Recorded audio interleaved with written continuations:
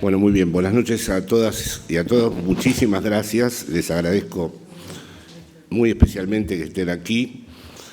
Tengo la posibilidad de ver antiguos y antiguas amigas en esta sala que dan testimonio de la cantidad de años pasados en esta ciudad.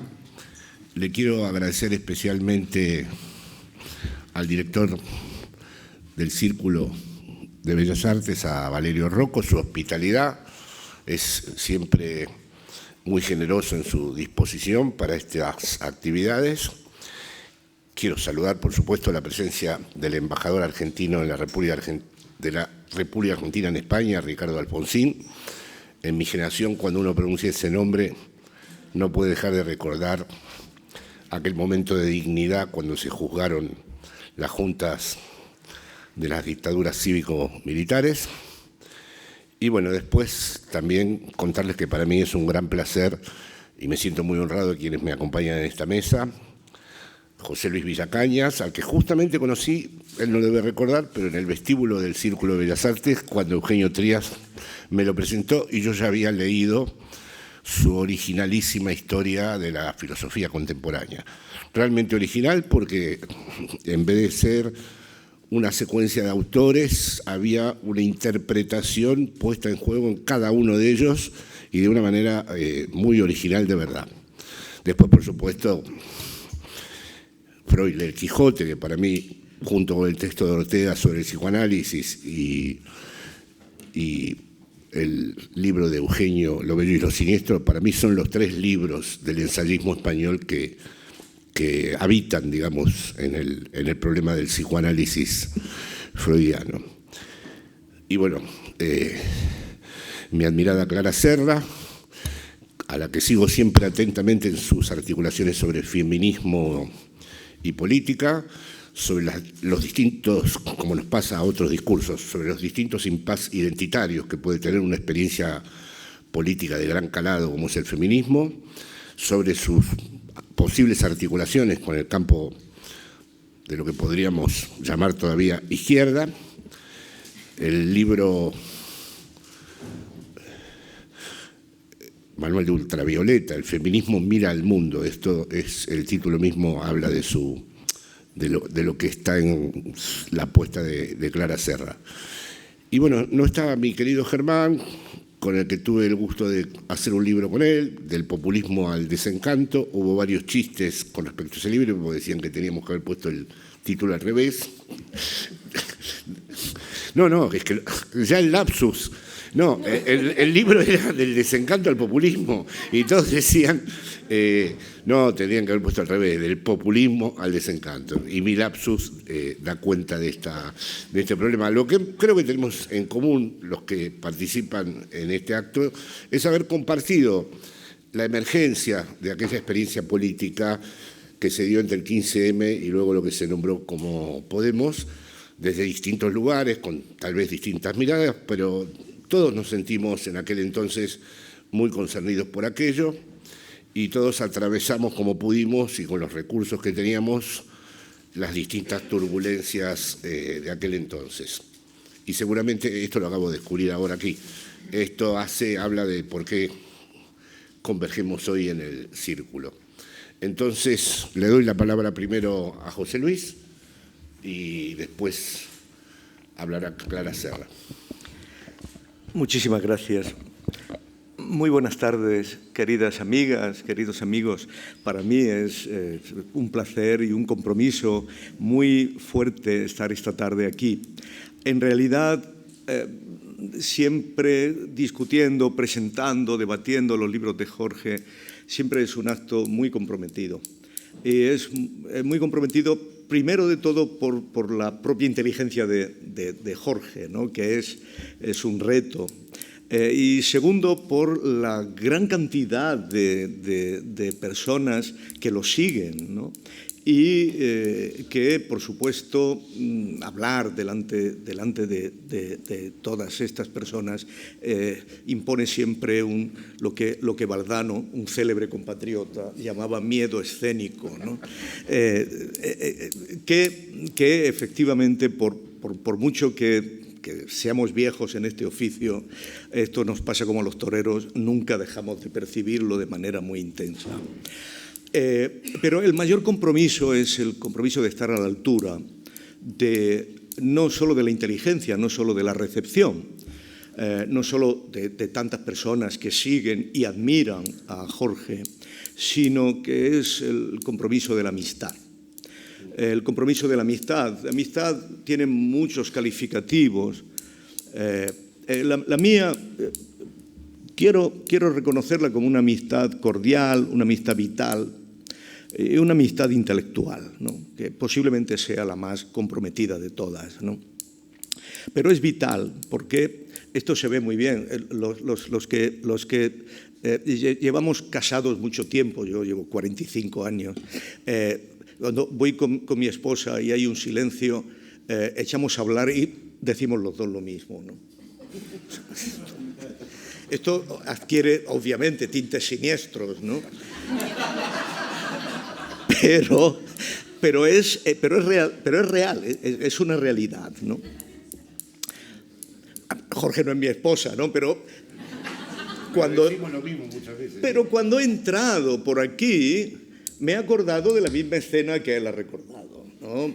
Una escena de un día, como hoy, ¿no? Yo venía a hacer no sé qué cosa al círculo, y él salía de su seminario con Eugenio Trías, ¿no? Había varios intelectuales. Y efectivamente, entonces conocí a Jorge, pues hará una friolera de... Hola, Germán. Una friolera de 20 años, quizá, ¿no? Y esto que hace que el primer encuentro con una persona no sea olvidable, ¿no?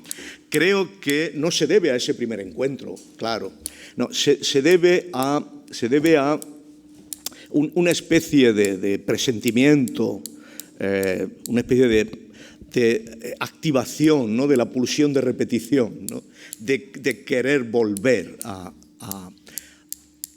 de perseguir, ¿no? Realmente lo que una persona que ha hablado contigo de este modo, se ha manifestado de este modo, ha dejado en ti la huella de ser una persona especial, ¿no? Esto yo creo que puede ser una experiencia que todos ustedes tengan, ¿no? Y que en cierto modo caracteriza el estilo, la irradiación, la atmósfera, ¿no? Que teje Jorge en sus encuentros, ¿no?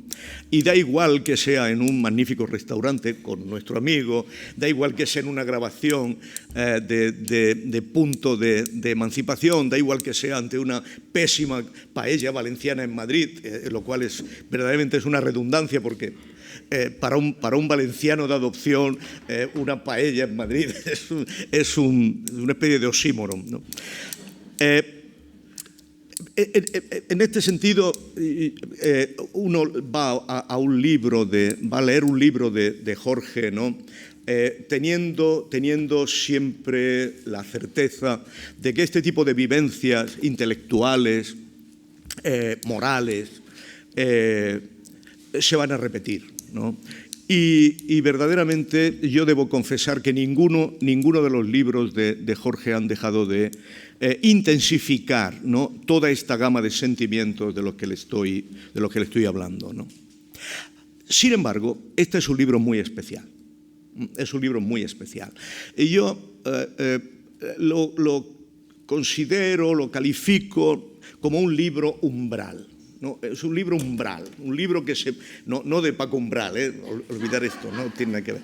Un libro que se mueve en muchos umbrales, ¿no? Que está siempre en una zona de transición, no de indefinición, de transición, en un movimiento, ¿no? Y en un movimiento entre muchas posiciones. Ante todo, creo que es un libro autobiográfico, en cierto modo un libro autobiográfico, un libro que traza los hilos conductores de toda su carrera intelectual, ¿no?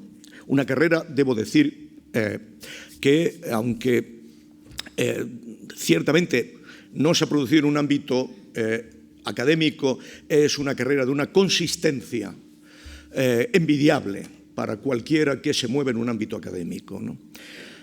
Pero no es un libro exclusivamente autobiográfico, es un libro que hace balance autobiográfico porque condensa, ¿no? Y esto es muy importante, la objetividad de una trayectoria intelectual, ¿no? Por eso es umbral entre un relato autobiográfico y una exposición de objetividad, de asuntos propios de una objetividad que conciernen, como intentaré explicar en unos breves minutos, que conciernen a los puntos esenciales de nuestro presente, ¿no?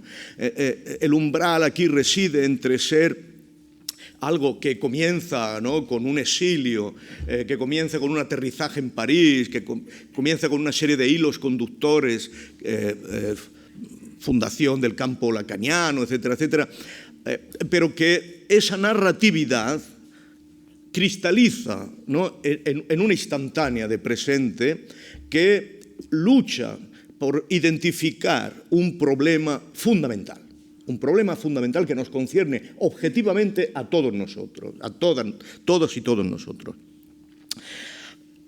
Justo por esta capacidad de destilado, el libro está también en el umbral entre lo que puede ser una exposición intelectual más o menos al uso, discursiva, argumental, y de repente ese tipo de discursividad, que por supuesto siempre es un movimiento, se detiene en una estructura que casi reclama en muchas ocasiones la forma aforísmica, ¿no?, el aforismo, ¿no?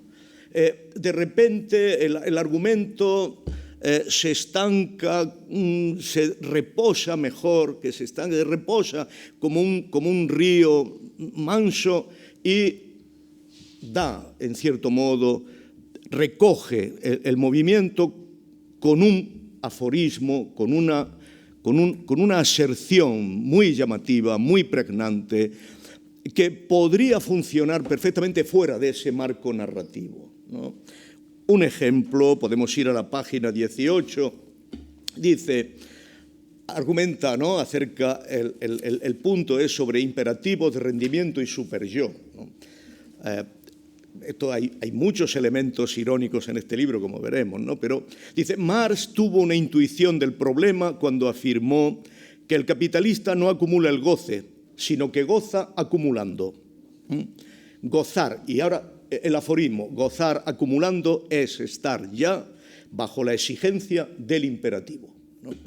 Esto es un aforismo y tiene todas las cualidades de un aforismo. Funciona bien dentro y fuera, pero la potencia del aforismo consiste en que uno no puede dejar de seguir pensando en él mucho después de haberlo leído.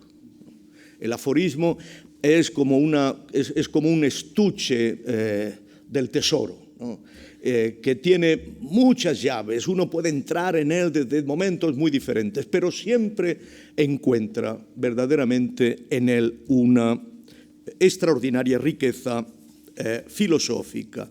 O el 37, en la página 37, que dice de manera muy rotunda, el Edipo es la primera de las suplencias. Por supuesto que hay otras cosas, ¿no?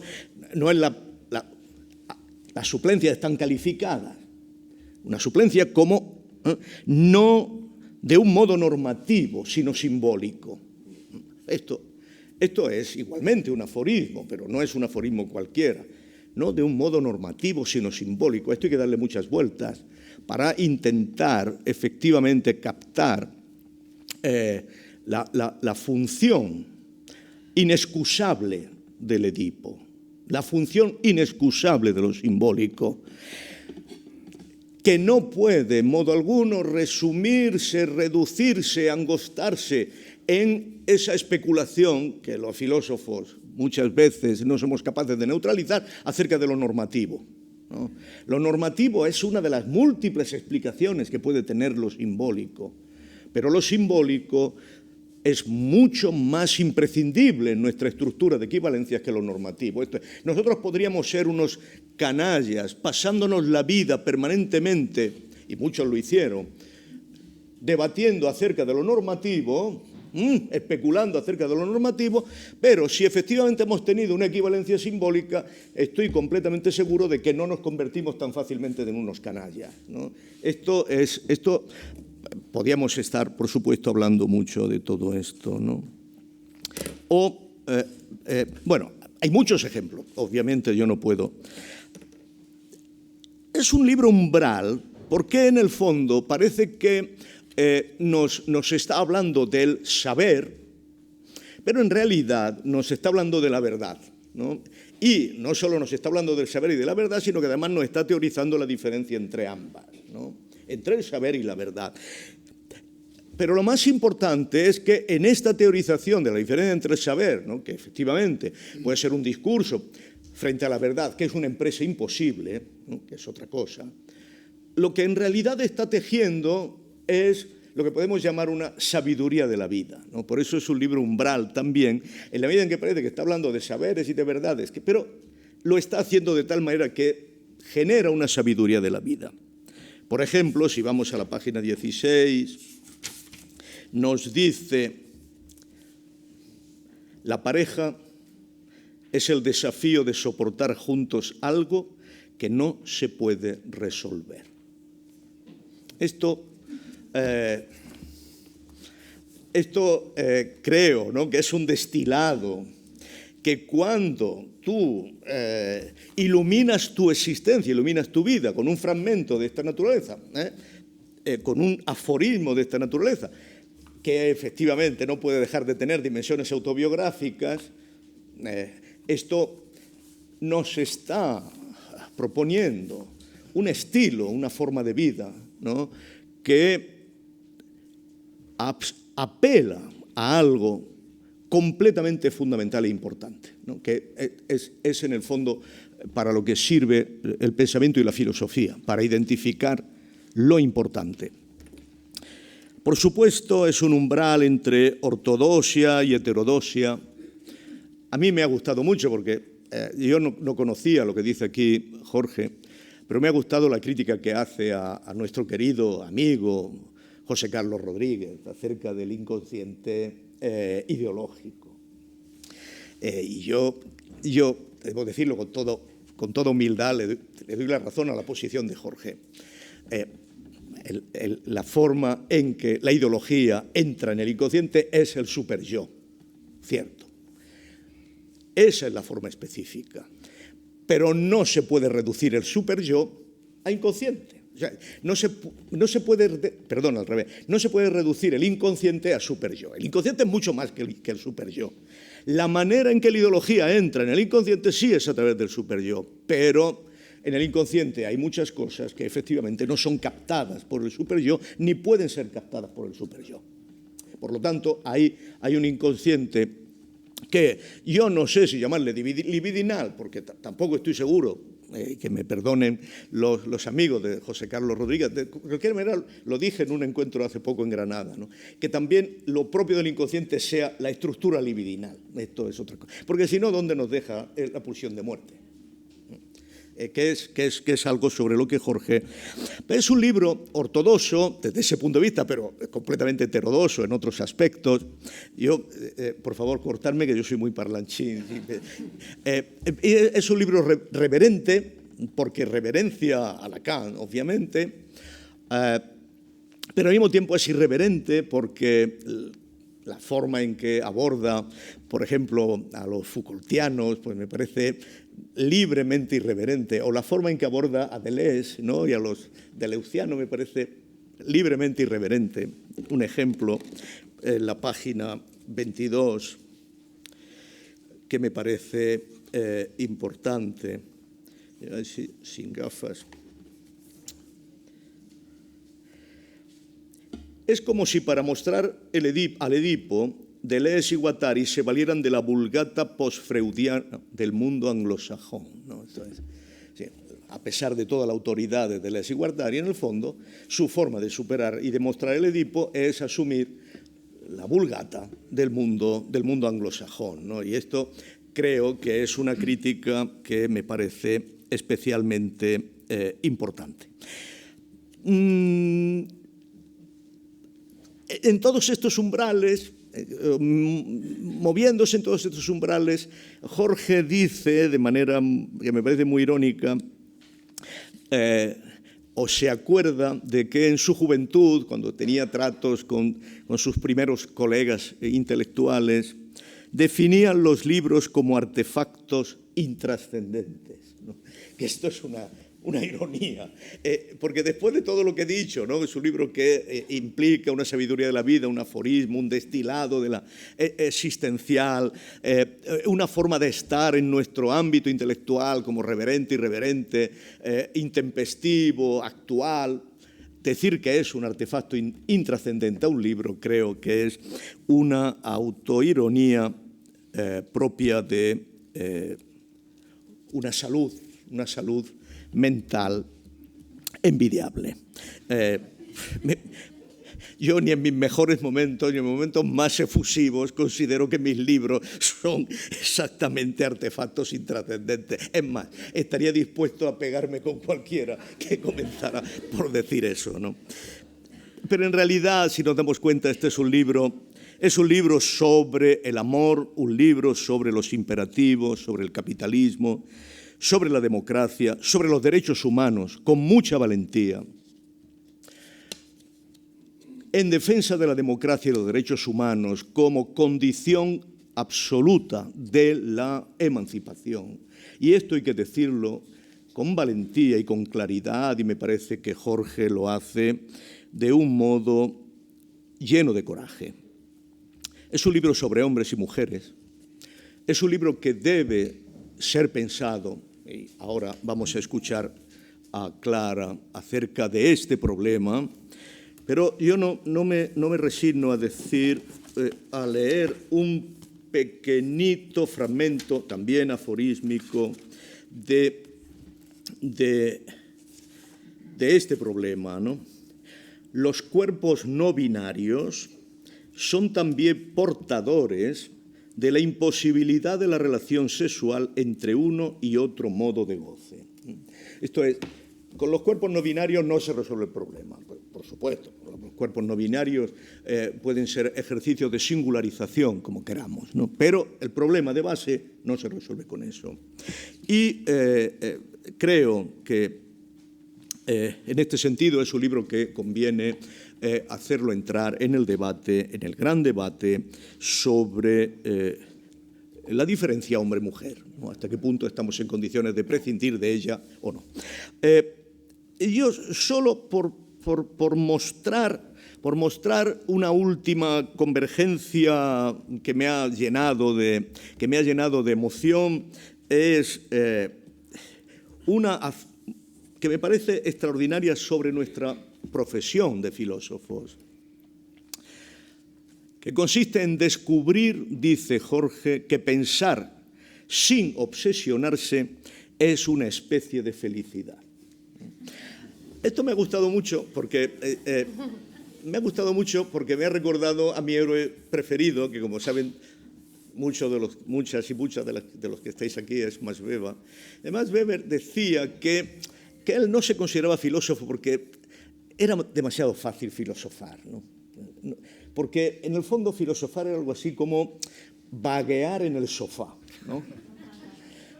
Esto, pensar sin obsesionarse, ¿no? Me parece que esto es una lección es la primera lección que tenemos que dar en nuestras clases de filosofía. Y fundamentalmente en nuestras clases de filosofía en la Complutense, donde pensar sin obsesionarse es un milagro. Esto, Jorge, de verdad, algún día, si mis papeles póstumos dejan alguna huella, verás la cantidad de reflexiones que este libro me ha producido, ¿no? Y el libro está lleno de despliegues, de anotaciones y demás. Solo disiento de él en una cosa, ¿no? Nos quedan más hombres de verdad. Nos quedan más hombres de verdad que dicen en ese texto de Lacan. Sí, es Lacan el que dice. Sí, sí. Nos quedan más hombres que por supuesto, nos queda Freud, por supuesto, nos queda Joyce, pero ese hombre del ser que nos precede, yo siempre he tenido problemas con él. Ese Heidegger, siempre he tenido problemas con él. Y creo que cuando lo comparamos con otros hombres de verdad, creo que nos quedan muchos que descubrir, muchos más hombres de verdad. En todo caso, para concluir, es un libro, como todos los libros de cualquier lacaniano genuino, es un libro lleno de enigmas. Un libro, por eso, que nos acompaña creativamente. Es un libro que está centrado fundamentalmente en la figura del otro, pero la figura del otro es el enigma de todos los enigmas. ¿Por qué? Porque nunca estamos en condiciones de saber quién es el otro. Del otro no disponemos.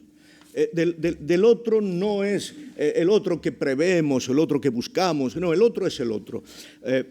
Yo creo que así se puede entender toda la cuestión del materialismo del azar, del materialismo aleatorio, que efectivamente, ¿no?, es una idea poética, pero que ciertamente es una realidad existencial, ¿no? Recuerdo los poemas de William Carlos Williams, ¿no?, sobre el encuentro con el otro imprevisto, que ha generado, yo creo, lo mejor de la literatura norteamericana del presente. Libro, por tanto, productivo, libro lleno de hallazgos conceptuales. Por favor, subrayen todas las apariciones de la palabra síntoma con H intercalada. Me parece que es un hallazgo categorial que conviene subrayar, que está muy bien centrado en el libro y que creo que es de la máxima importancia para el análisis lacaniano. Y, por supuesto, para final, el libro está atravesado por un problema, que es el problema central de todos nosotros y nosotras, que es ¿qué tipo de dominación padecemos? ¿Cuál es la dominación real que padecemos? Describir ese tipo de dominación. ¿Qué es lo que hace que sea tan efectiva eso que llamamos la dominación del capitalismo, ¿no? ¿Cómo es posible que sea una estructura de dominación que nos deja a nosotros la libertad de ser dominados, ¿no? Este punto, ¿no? ¿Cómo podemos explicar esto? ¿Cuál es el dispositivo psíquico que nos permite explicar esto? ¿Y por qué efectivamente el capitalismo ha entendido que puede generar una estructura de dominación dejándonos en libertad, ¿no? Esto creo que es el objetivo fundamental del libro y el objetivo al mismo tiempo del optimismo del libro, porque si el capitalismo ha entendido que puede dominarnos mejor dejándonos en libertad, debemos preguntarnos si no habrá algún posible uso de la libertad que no sea dejarse dominar, ¿no? En la medida en que se tiene que contar con elementos de nuestro aparato psíquico para ser colaboradores de la dominación, en ese mismo momento, si logramos conocer bien nuestro aparato psíquico, estaremos en condiciones de generar algún tipo de esperanza. Por supuesto, si esto no funciona, Jorge nos ha dejado un magnífico pasaje acerca de la ética de los perdedores. Ética de los perdedores que no es, en modo alguno, la ética de los derrotados, ¿no?, que es la ética de aquellos que, en el fondo, han sido capaces de separarse del objeto de su derrota.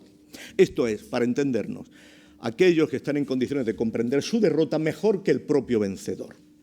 Porque aquellos que estén en condiciones de comprender su derrota mejor que el propio vencedor tendrán la experiencia que el viejo K. Smith, esto siempre sale en mis conversaciones, dijo una vez, invocando un cuento de Ivo Andrić, ¿no?, el famoso escritor serbio, que después de hacer un combate a muerte con alguien, el derrotado, muerto, produjo una serpiente que salía de su pecho que estaba en condiciones de aterrorizar al vencedor. Y entonces éste pudo decir lo que en el fondo todo derrotado espera poder decir algún día: he vencido a alguien que era más fuerte que yo. Creo que el libro de Jorge es un libro que permite mantener una esperanza contra toda esperanza, incluso en la derrota, y creo que esta es la forma en que nos vinculamos realmente a la pasión de la verdad. Gracias, Jorge, por eso. Gracias.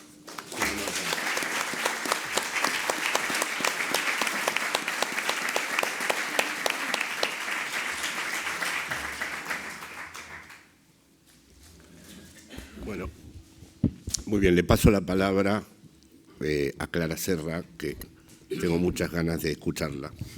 Tengo aquí este. Bueno, se me oye, ¿no? Bueno, primero muchas gracias a todas y a todos por venir a escucharnos. Muchísimas gracias a Jorge por esta invitación a leer su libro y a dialogar hoy aquí, además con José Luis y con Germán, con los que nos hemos ido encontrando a lo largo de estos años, ¿verdad? En distintas ocasiones, en distintas mesas, con todos ellos, ¿no? Porque efectivamente compartimos algo, compartimos una vivencia que creo que nos ha unido mucho en lo político y en lo intelectual, ¿no? A lo largo de estos años. Y gracias a Jorge pues, por escribir este libro y por su trabajo teórico, por ser, esto es muy importante para mí, por ser un lacaniano que demuestra que se puede entender algo, que se puede entender a Lacan, muy importante para alguien como yo que tiene respeto, si no miedo, a leer a Lacan, y en ese sentido pues, me da esperanza, mucha esperanza. Este libro creo que es la demostración, además, efectivamente, de que Jorge puede escribir de asuntos muy complejos, pero realmente haciendo accesible al común de los mortales el pensamiento lacaniano y además, como decía José Luis, llegando además a una capacidad de síntesis o de destilado muy llamativa, siendo, ¿no?, algo muy complejo de hacer entender, sin embargo, a la vez, efectivamente, llegando a un lenguaje casi aforístico y de síntesis, ¿no?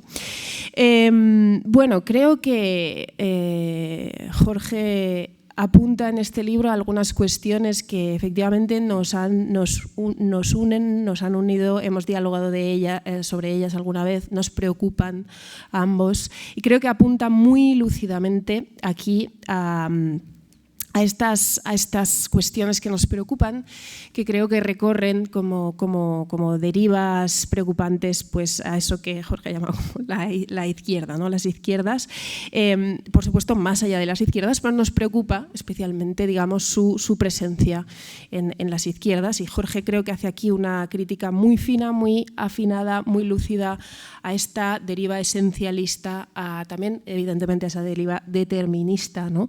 Identitaria y victimista que aparece, ¿no?, de cuando en cuando por estos discursos de nuestra familia política, ¿no? Y efectivamente me parecen derivas muy presentes, enormemente preocupantes y que cualquier izquierda crítica tiene que poner en cuestión. Entonces, me preocupan especialmente en el terreno de los feminismos, pero me parece que desborda ampliamente el campo de los feminismos, ¿no? Entonces creo que el libro de Jorge efectivamente demuestra la pertinencia de sus intervenciones en el abordaje de estas cuestiones, ¿no?, tocando los lindes del feminismo, los feminismos, las cuestiones LGTBI, y creo que demuestra muy bien las posibilidades críticas en sentido amplio, el psicoanálisis o el pensamiento lacaniano en diálogo con los feminismos y los problemas contemporáneos. Esto para mí es muy importante porque mi encuentro con el psicoanálisis, mi encuentro con Jorge, con la obra de Jorge, es muy importante en la medida en la que creo que en el contexto español los feminismos hegemónicos, los discursos que más presencia han tenido a nivel académica en el Estado español, han tenido muy poco diálogo con el psicoanálisis. Y a diferencia de otros contextos, desde luego el francés, pero también el italiano y otros contextos, el contexto español ha sido un lugar en el que ha habido una intervención muy importante de esto que se ha llamado el feminismo de la igualdad, que a mi juicio ha sido importante, ha hecho aportaciones interesantes y que sabéis que sobre todo protagonizó Celia Amorós, que ha estado muy presente a nivel tanto institucional y político, vinculado al Partido Socialista, como a nivel académico en nuestro país, ¿no? Y sin restarle importancia y valor, porque desde luego lo ha tenido, creo que de hecho uno de los principales problemas, déficits, ha sido precisamente la ausencia, la negación de ese feminismo a dialogar con el psicoanálisis. Y de hecho una cierta caricaturización del feminismo de la diferencia y del psicoanálisis, siempre por parte del feminismo español. Y yo creo que esto es una cosa que explica algunas de las cosas que ocurren hoy en el contexto español. Entre otras cosas explica cierta incapacidad de una parte del feminismo de comprender las cuestiones ligadas a la transexualidad y comprender, yo creo, y pensar adecuadamente algunos de otros debates fundamentales que ahora mismo recorren violentamente, digamos, a los feminismos, como es el caso del trabajo sexual y la sexualidad, que evidentemente tiene todo el sentido que se piense en diálogo con el psicoanálisis, ¿no? Entonces, para mí esto es muy importante, ese encuentro. También lo digo biográficamente en el sentido de que en mi propio recorrido, y precisamente porque yo he estudiado y me he formado en el contexto español, en la Academia Española, en la Universidad Complutense, mi llegada al psicoanálisis por el feminismo ha sido muy tardía, o digamos he tenido poco acceso a través de las filósofas españolas al psicoanálisis. De hecho diría que ha sido más bien la filosofía la que me ha permitido acceder al psicoanálisis más que el feminismo, y en ese sentido, por eso digo que este encuentro, este diálogo que hace Jorge en este libro, este poner en discusión a los feminismos actuales con el psicoanálisis, de verdad es muy necesario en nuestro contexto, diría que incluso es urgente, ¿no? Y quería comentar 3 ideas que me parece que recorren el libro de Jorge y que dan cuenta de esta importancia, ¿no? Me gusta mucho esta crítica que hay en el libro, ¿no? En distintos momentos digamos como de esto de la pretensión de iluminarlo todo, ¿no? Esto de, como dice Jorge, querer ponerlo todo en palabras, querer nombrarlo todo, ¿no? Esta pretensión de que el lenguaje lo nombre todo. Yo creo que aquí, aparte de que Jorge hace una crítica al discurso neoliberal, muy explícitamente, efectivamente hay una alianza y una vinculación entre el discurso neoliberal y yo diría que un discurso masculino, de hecho diría una versión masculina de la Ilustración, de la modernidad, digamos, de una versión de las luces, podríamos decir, o de la luz yo diría que abrasadora, arrasadora, ¿no? de una pretensión de que la luz lo ilumine todo, ¿no?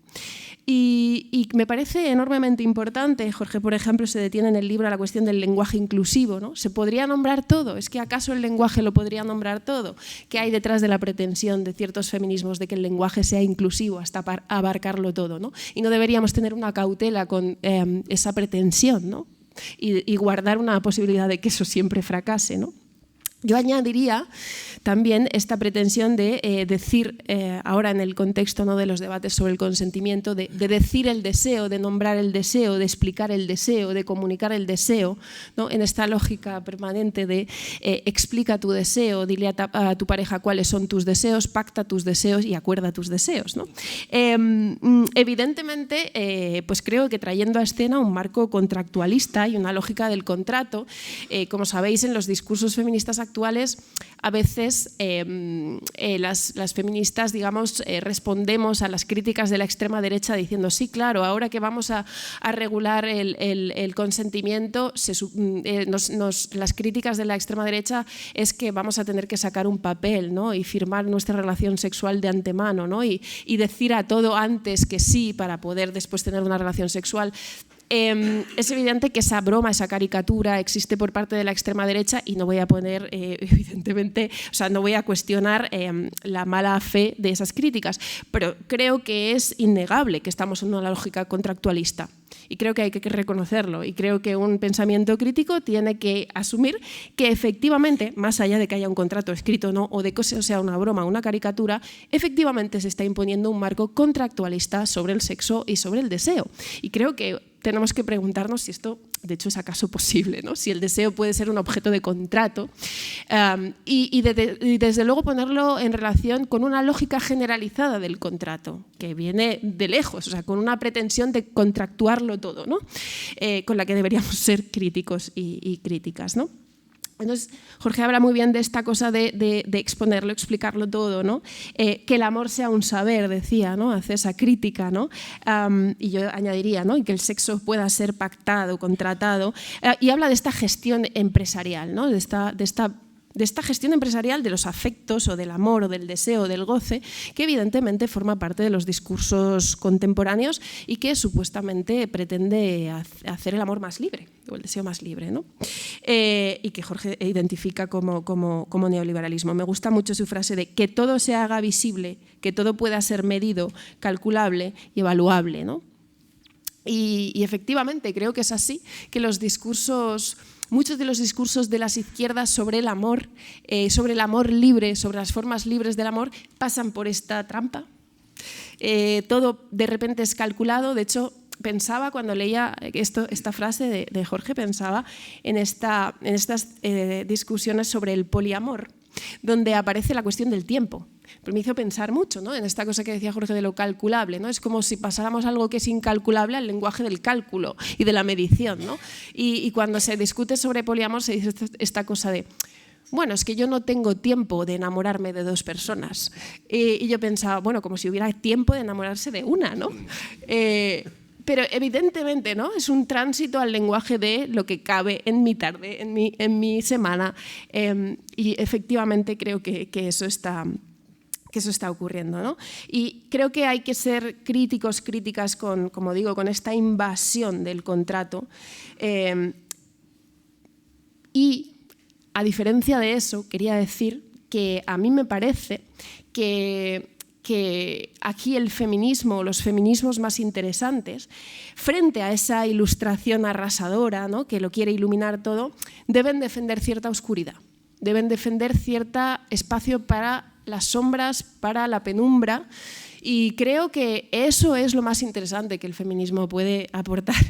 Creo que tiene que defender que no todo es objeto de la lógica del pacto, del contrato, que no todo puede ser iluminado, que hay zonas oscuras, que no todo se puede medir, que no todo se puede contratar, que no todo se sabe, evidentemente, ¿no? como Jorge dice, ¿no? Y el psicoanálisis dice, y que hay una opacidad que es imprescindible resguardar, ¿no? Que hay algo que resguardar de la iluminación o que hay cosas que poner a salvo de la luz, ¿no? Esta idea me parece absolutamente imprescindible para muchos de los debates que estamos teniendo en la actualidad, ¿no? La otra idea que Jorge explica muy bien en el libro es esta cosa del no todo, ¿no? Frente a la completitud, frente a la totalidad, ¿no?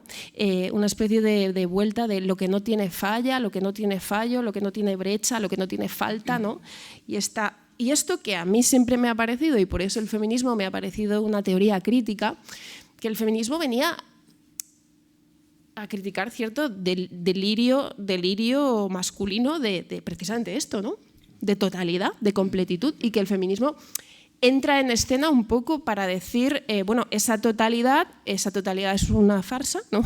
Ese todo completo en realidad siempre deja algo por fuera, ¿no? Y por tanto hay una pretendida totalidad que el feminismo tiene que poner en cuestión, ¿no? Y me parece muy bien lo que introduce Jorge, porque, claro, él está preguntando, bueno, pero para sustituirlo por otra totalidad, porque esto es lo que nos puede pasar, ¿no?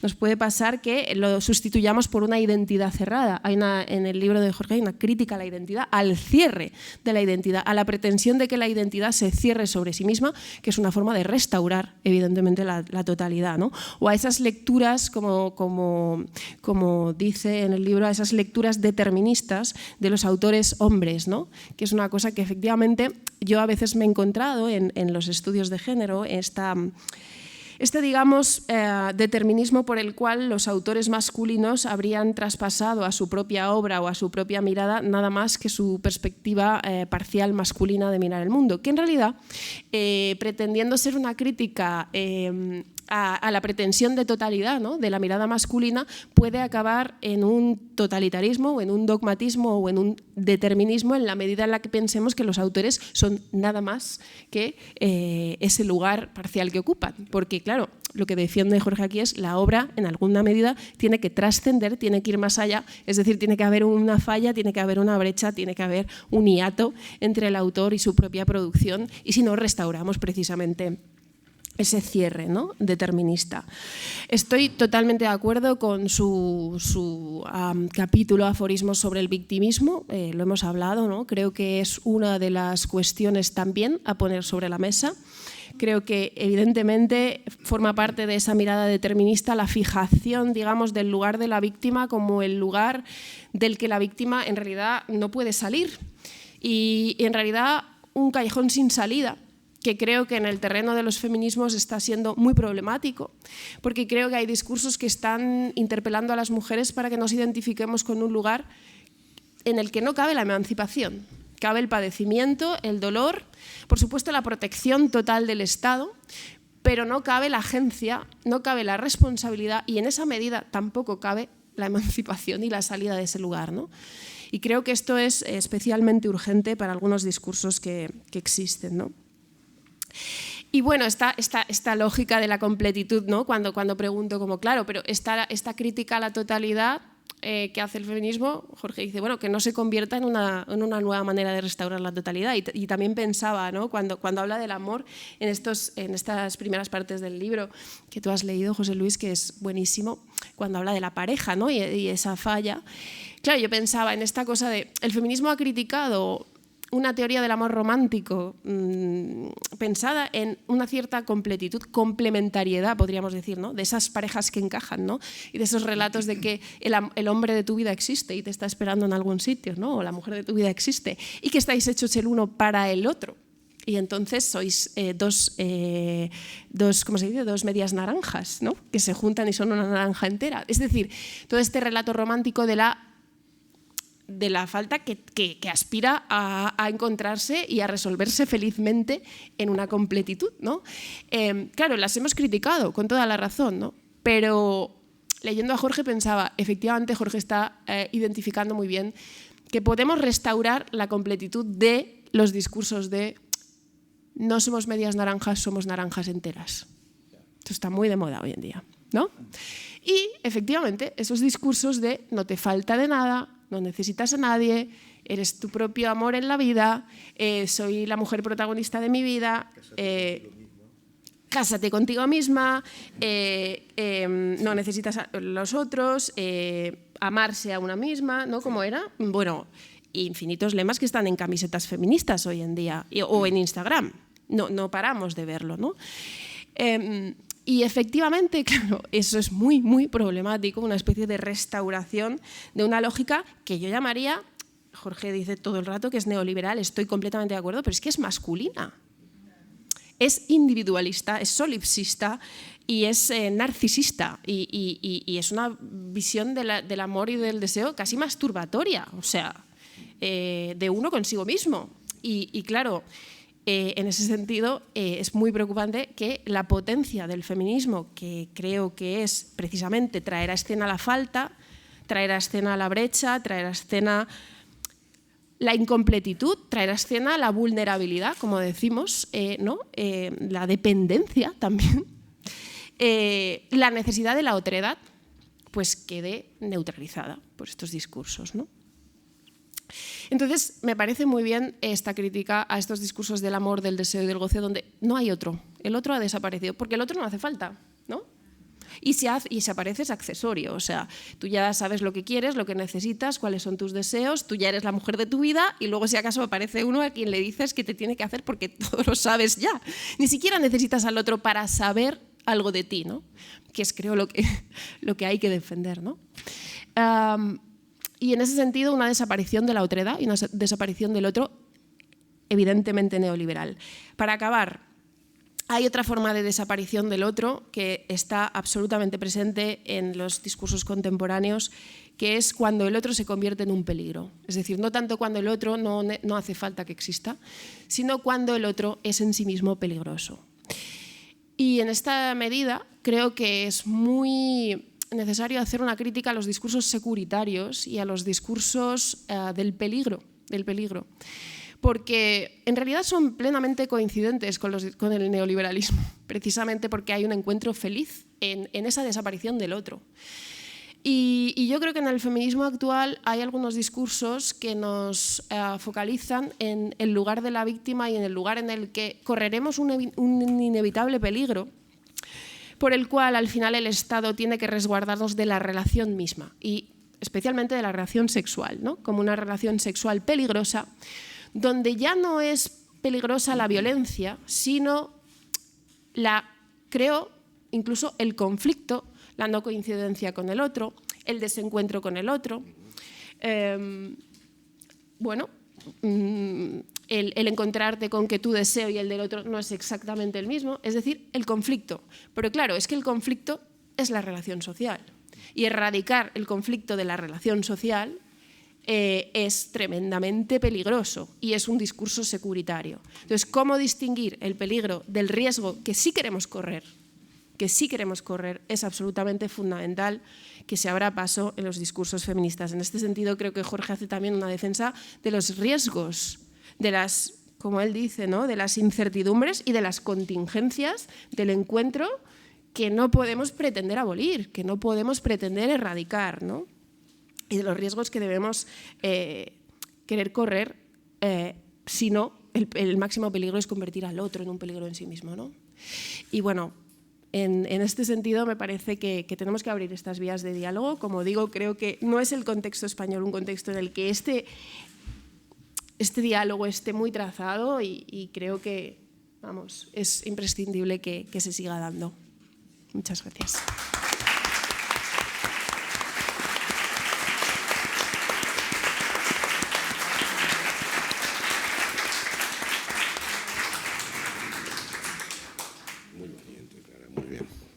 Bueno, muchísimas gracias. La verdad que me han emocionado las dos intervenciones que escuché y es verdad que me han emocionado. Le paso la palabra a Germán. Antes quiero decir que Germán me evoca nuestro viaje a mi ciudad natal que compartí con él en Buenos Aires, recuerdos de aquella época en donde era un denominador común de esta mesa, dije, cuando tú no estabas, del preludio de esa formación política que nos tuvo tan concernidos cuando hacíamos aquel seminario de los nombres del pueblo. Germán siempre fue muy atento a las gramáticas de la política, así era el subtítulo de su libro Fuerzas de la Flaqueza. Así que bueno, estoy muy emocionado, te doy la palabra. Quiero saludar también, que me olvidé antes, al amigo Iván Redondo, ex jefe de gabinete del presidente Sánchez, que vino de Barcelona y es también alguien que me honra con su presencia. Germán, querido. Muy bien, muchísimas gracias.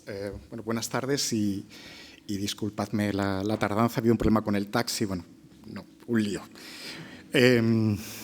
Bueno, a mí me gustaría decir unas palabras sobre el último libro de Jorge desde dos perspectivas, desde la cuestión del estilo, a la cual ha aludido José Luis en su primera intervención, y a la cuestión también del umbral, a la que él mismo también ha hecho referencia, pero desde otro ángulo, ¿no? De todos los libros de Jorge, y creedme, he presentado unos cuantos ya, yo creo que es el libro en el cual Jorge respira con más intensidad. Es como si se encontrara más cómodo en la escritura, ¿no? Y quizá tenga que ver con esa dimensión poética que siempre ha estado en la obra de Jorge, ¿no? Una sensibilidad que desde luego brilla en estos aforismos, en estas entradas, ¿no? Hay algo del botiquín del alma estoico. Hay unas reflexiones muy interesantes de Foucault sobre los breviarios estoicos, sobre esos botiquines del alma donde los sujetos realizaban prácticas espirituales consigo mismos o consigo mismas, ¿no? Ojalá viviéramos en un mundo donde no leyéramos el Club de las 5 de la mañana o esos manuales del coaching y leyéramos breviarios como estos, pero desgraciadamente no estamos en ese tiempo, ¿no? De ahí que haya algo de Jorge y del psicoanálisis como de algo del necesario intempestivo, ¿no? de la figura intempestiva, pero al mismo tiempo necesaria, ¿no? Aquella figura que ausculta el presente, que no se engaña con las falsas transparencias, con las falsas luminosidades y que acierta a ver quizá las malas noticias, ¿no? la oscuridad que va de la mano de esa falsa luz, ¿no? de ese exceso de transparencia al que ha aludido también Clara, ¿no? Esa intempestividad creo que en este libro se suma a una posición corporal que tiene que ver con la madurez y con la vejez. No lo digo porque no lo digo para echarte años, sino porque tú mismo lo dices y porque me parece que es mayor de esta mesa, claramente, y además hay un punto que creo que alude a la vejez. Creo que es muy importante esa perspectiva. Una conversación que mantuve en su momento con José Luis. Uh-huh. Creo que lo dices tú, ¿no? Esa relación con el tiempo tiene que ver con la vejez o con una determinada experiencia de la corporalidad y de la vulnerabilidad. O sea, es lúcido aquel que es capaz de relacionarse de forma vulnerable con los síntomas de su época, y creo que este breviario es un conjunto de reflexiones en este sentido, porque apunta a un tipo de subjetividad y un tipo de corporalidad que es justo la opuesta a la que nos encontramos, ¿no? La opuesta de la interpelación neoliberal, de ese completo, tú puedes, etcétera, ¿no? O sea, creo que desde ahí se encuentra uno con una escritura muy potente, muy sabia, y esto quizá pueda sonar a lugar común, pero hay algo de... Cuando he llegado hablaba José Luis del clima que uno se encuentra cuando frecuenta a Jorge, y efectivamente creo que hay una atmósfera que tú eres capaz de generar, que has sido capaz de crear en estos últimos años, ¿no? Y que tiene que ver desde el punto de vista intelectual, creo que con una cosa que a mí me interesa mucho de tu figura, que es la capacidad de ser o de querer ser intelectual orgánico, asumiendo las malas noticias del psicoanálisis y la dificultad que va ligada al hecho de transmitir y de heredar. Este también es un breviario, es un libro en el que hay una exploración sobre el significado de cómo transmitir algo y cómo heredar algo. Y cómo transmitir algo y cómo heredar algo desde una perspectiva lacaniana y desde una perspectiva en la cual, bueno, Lacan fue algo así como un hereje dentro de la tradición psicoanalítica, ¿no? Entonces, desde el punto de vista del estilo de la escritura, pues me parecía interesante, en primer lugar, plantear esto, ¿no? Esta cuestión de la intempestividad y la escritura.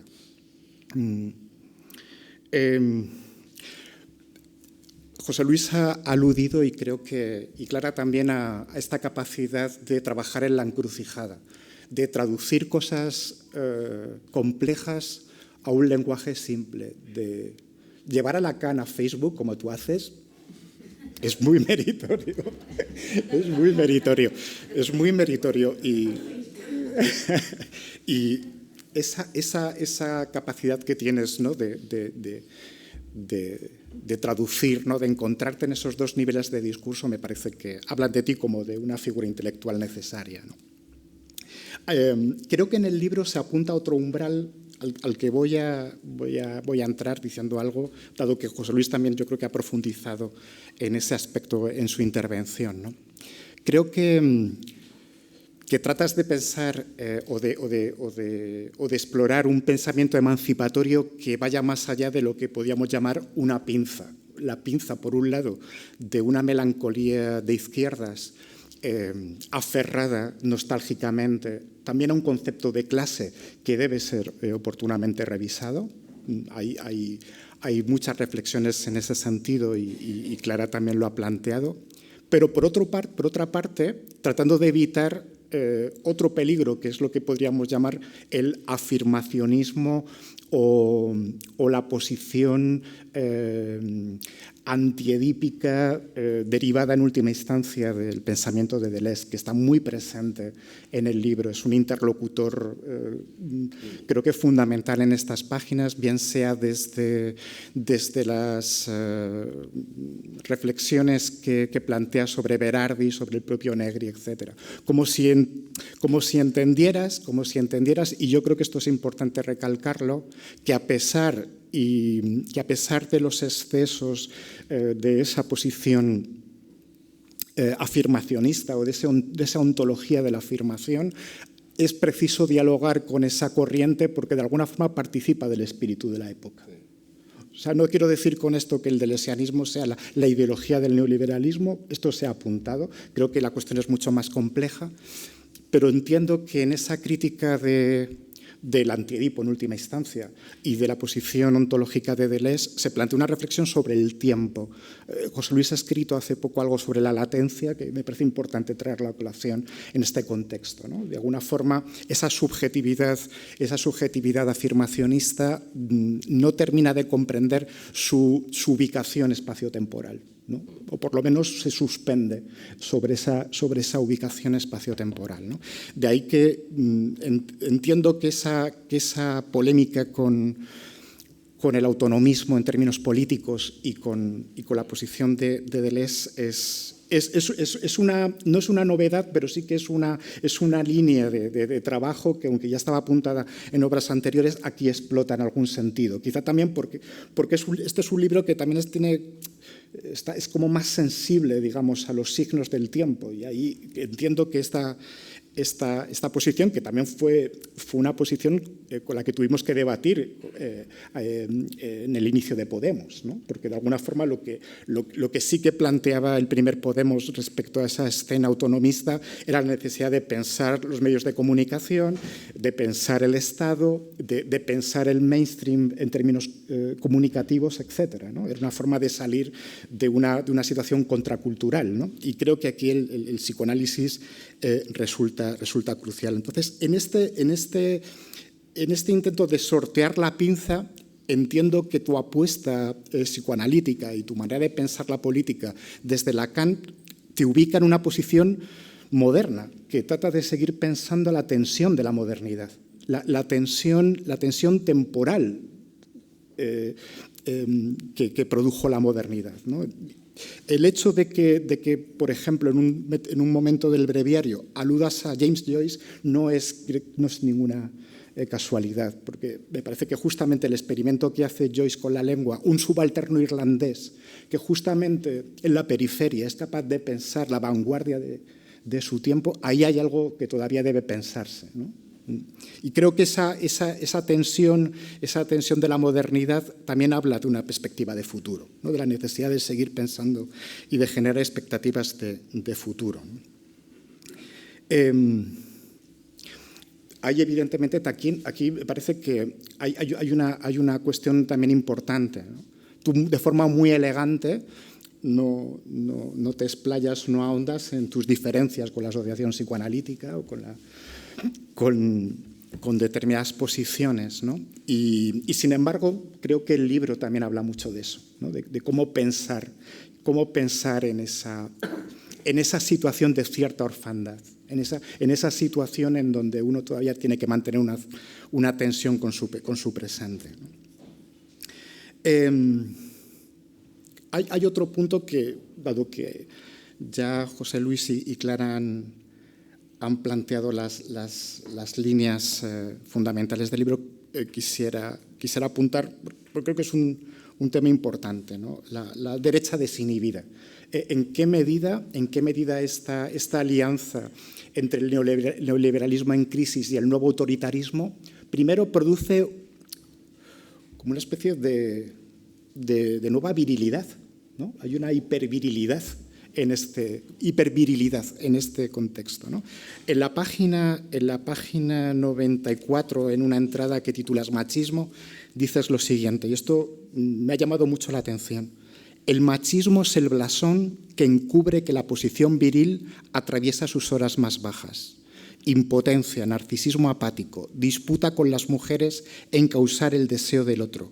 En definitiva, una creciente declinación del deseo masculino, lo que no es incompatible con la violencia contra la mujer, sino que está en estrecha relación con la misma. Cuando la impotencia se adueña del ser, intenta ser resuelta con el cruel ejercicio del poder de la fuerza, ¿no? Me parece que es una entrada muy, muy brillante, que aquí todo un programa a desarrollar, ¿no? Es como si te he entendido bien, como si plantearas que la violencia machista en la actualidad tiene que ver con la incapacidad de estar a la altura del deseo de la mujer, pero también con la incapacidad de estar a la altura del deseo del hombre, del propio deseo del hombre, ¿no? Es decir, bueno, me gustaría que si pudieras decir algo al final, sí, hay porque... una dimisión. Yo creo que estamos en una época de gran deserción en ese sentido, pero esto es otro tema que nos llevaría. Hay una deserción política.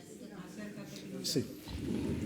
No, que el argumento de Germán, efectivamente, se entiende por machismo una beligerancia activa, violenta, pero el rodeo que plantea la lógica de esa frase es que atrás de eso está una cosa que, por un lado, pronosticó el propio Lacan, un declive de lo viril. O sea, me valgo de ese diagnóstico y lo reúno con el otro asunto. Ese declive de lo viril, esa impotencia está resuelta con un ejercicio cruel, matar a las mujeres.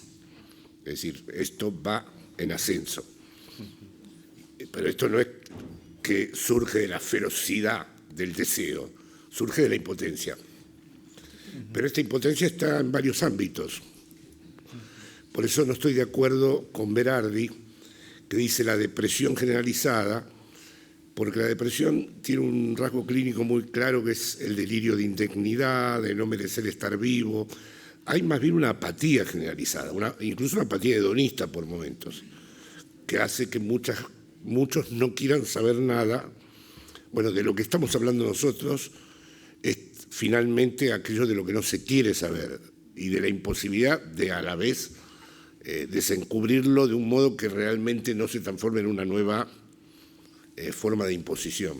Bueno, perdón, Germán. No, en absoluto, vamos. Y bueno, pues por terminar, dos cuestiones que simplemente pongo sobre la mesa, ¿no? Una cuestión política que creo que es importante de cara a pensar lo que ha sucedido desde 2011 hasta nuestros días, por poner una fecha, ¿no? Que es la cuestión de las alianzas, es una cuestión concreta de con quién generar alianzas políticas en el futuro. Esta relación entre un neoliberalismo en crisis y un nuevo autoritarismo plantea, digamos, la imposibilidad o la pregunta de hasta qué punto una izquierda tiene que ser totalmente transversal. Es decir, hasta qué punto el pensamiento emancipatorio tiene que hacerse cargo de los malos, ¿no? O tiene que hacerse cargo de aquellas posiciones machistas, fascistas, recalcitrantemente derechistas. Por ejemplo, Slavoj Žižek saca otra enseñanza. Entiende que frente a la ideología neoliberal y frente a la debilidad de los buenos, lo malo nuevo puede generar algún efecto positivo en la tradición emancipatoria. Entiendo que desde tus reflexiones hay un límite de esa transversalidad y que hay unas posiciones conservadoras, hay unas posiciones reactivas, hay unas posiciones reaccionarias que difícilmente pueden ser compañeros de ruta para un proyecto emancipatorio. Eso que se llama rojipardos o que simulan un gran izquierdismo con respecto a lo económico y después quieren traducir todo normativamente y por lo tanto hacen esa crítica al feminismo, al psicoanálisis, como si fueran desviaciones del verdadero problema económico. En Italia tiene mucho más importancia y pregnancia que aquí. Me parece que es una formación reaccionaria, que los derechos humanos no son una superestructura. El feminismo no es un problema superestructural. Es una discusión sobre cuál es la estructura que nos constituye. Eso que ha surgido de aliarnos, que en Argentina también está ese problema, ¿no? Aliarnos con ciertos esencialismos que solo depositan la verdad en el orden económico. Y la cultura fue un gran fracaso, la posmodernidad introdujo todos estos temas que eran irrelevantes. El LGTBI+, el feminismo, el psicoanálisis. Bueno, eso me parece que no puede haber pacto con ellos. Y por último, y ahora sí que concluyo, ¿no? Volviendo un poco a la cuestión de la modernidad.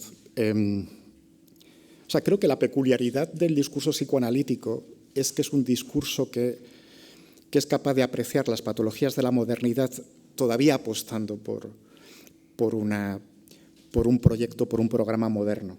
Y creo que aquí se juega mucho políticamente. Y en este sentido, creo que, y coincido con José Luis, creo que Heidegger no es buen compañero de viaje. No es buen compañero de viaje porque aun cuando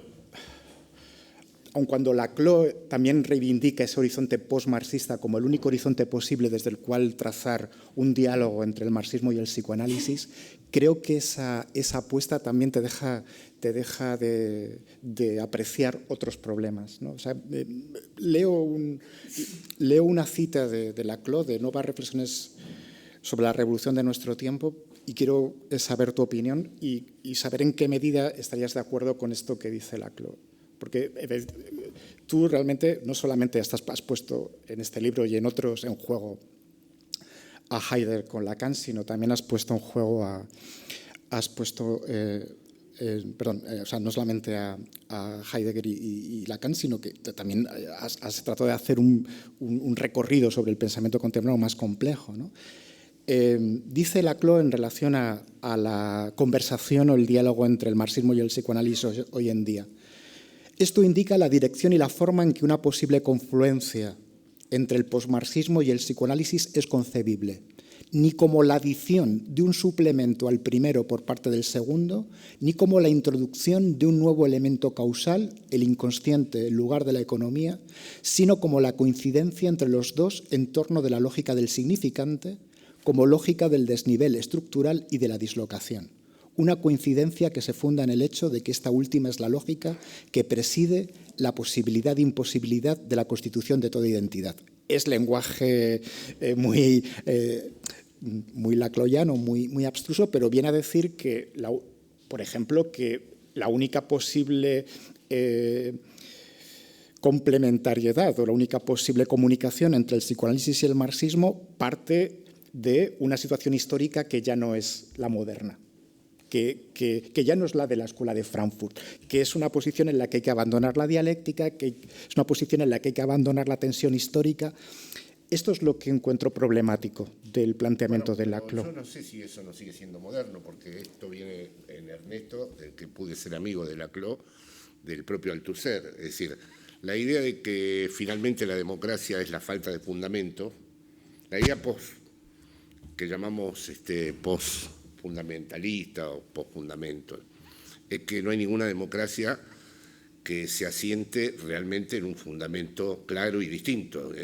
Lo que define a la democracia, lo digo en términos lacanianos, es que no hay otro del otro, que el otro está tachado. La falta, es decir, que no hay modo de después Rancière hace algo con eso, Laclau hace. Fíjate, con respecto al reproche de mi heideggerianismo, yo creo que el error de Ernesto fue de manera muy subterránea como tenía presente a Heidegger, porque él quiso construir una ontología de lo político que lo llevó, ya saben mi posición y tal vez ustedes siguen sin estar de acuerdo, a pensar que había populismo de derecha y populismo de izquierda porque él quería presentar su ontología de lo político y por lo tanto no quería explicar solo tal o cual populismo, sino esa especie de brecha que había entre el momento institucional y el momento populista y que afectaba a cualquier formación política.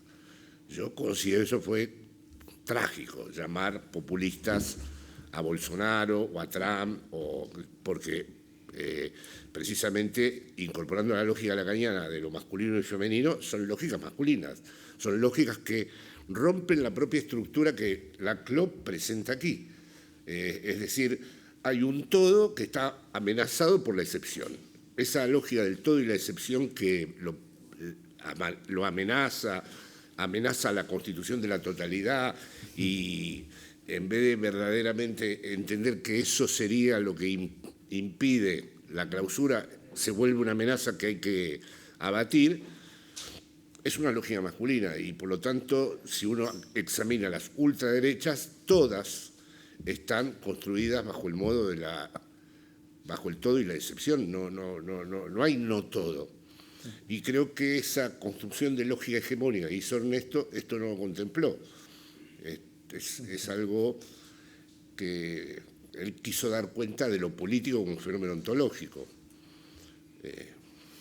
Claro, en el Heidegger que aparece aquí en el breviario hay varias ironías sobre Heidegger. Ahora, yo no puedo dejar de pensar que todo este momento post-fundamentos que atraviesa gran parte del pensamiento político tiene una punta en Heidegger. Es decir, el que llegó, el primero que arribó a ese puerto de, como todos ustedes saben, de pensar de un modo no metafísico por fuera del fundamento, ha sido Heidegger, ¿no? Como Laclau, que está un poco también sometido a una idea de que no podemos prescindir de la misma, y es engañosa, que es que una estructura siempre encuentra un punto de capitón. Ernesto estaba convencido que a través de los fenómenos retóricos y de catacresis, la estructura se constituía. Y lo que estamos viendo con el capitalismo es que el punto de capitón puede no aparecer, puede no estar garantizado nunca. Ese punto de amarre que efectivamente le puede dar sentido a una experiencia y a un legado y al modo, no aparece.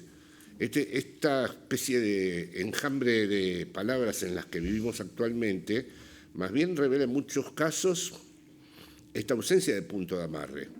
Y ahí sí que no hay ninguna posibilidad de construir una lógica hegemónica.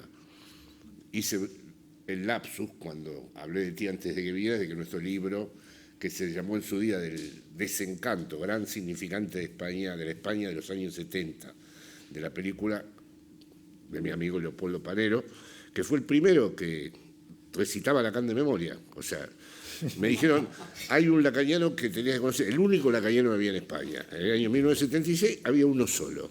Lo fui a ver y me recitó Función y Campo de la Palabra de memoria. Bueno, eso habla de su locura también. Sí. Bueno, pues gracias, Germán. No, la última palabra, lean por favor el libro, háganse el favor, lean el libro.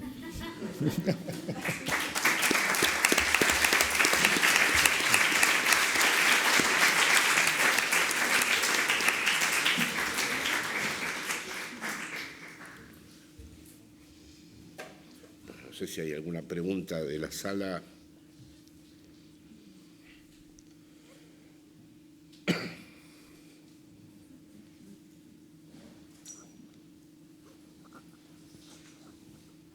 Sí. Quizás me lo voy a atrever yo. Escuchando a Clara, se me ha venido... Hola, buenas tardes. Quizás me lo voy a atrever yo. Hola.